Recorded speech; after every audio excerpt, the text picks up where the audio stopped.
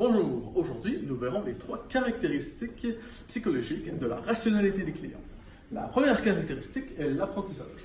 L'apprentissage est principalement ce qui concerne apprendre. Le client va apprendre le magasin et apprendre à connaître le marchand. La deuxième caractéristique est la perception. La perception est principalement la façon dont le client voit et comprend ce que le marchand lui dit au propos de la marchandise et du magasin. La dernière caractéristique est l'attitude. L'attitude est principalement caractérisée par les émotions du client et ce qu'il pense de ce que l'information du marchand lui dit.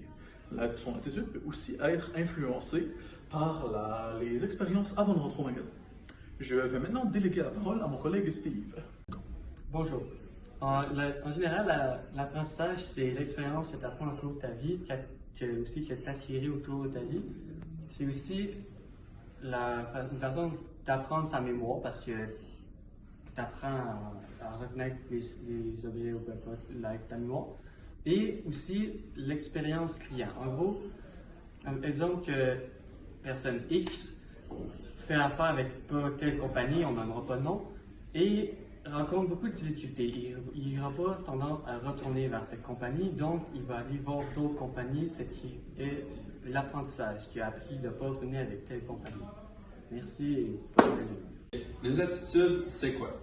Les attitudes, c'est un sentiment positif ou négatif qu'une personne éprouve en présence d'une idée ou d'un projet.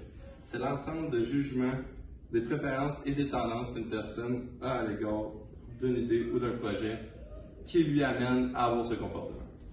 Les attitudes sont apprises et bien qu'elles puissent changer, elles sont relativement permanentes. Les attitudes comprennent deux composantes, une rationnelle et une émotive. La composante rationnelle renvoie aux connaissances et aux croyances d'une personne à l'égard d'un produit. Et la composante émotive aux sentiments que cette personne éprouve à son sujet. Donc, pour ce qui est des attitudes, je vous ai expliqué et décrit en résumé ce que c'est. Donc, je vous délègue la parole à M. Armand. Bonjour, je vais vous présenter la perception. La perception, c'est quoi? La perception, c'est la façon dont une personne appréhende, organise et interprète les informations et les messages qui lui sont destinés. Aussi, la perception est influencée par les 5 sens humains. La vue, l'ouïe, l'odorat, le goût et le toucher. Les sens transforment ensuite les informations en sensations, agréables ou non, selon leur nature et la signification. La perception est sélective. Les clients doivent faire un tri parmi les centaines de messages qu'ils reçoivent pour choisir ceux qui les concernent et qui les rejoignent particulièrement. C'est tout pour la perception. Merci de nous avoir écoutés. Voilà.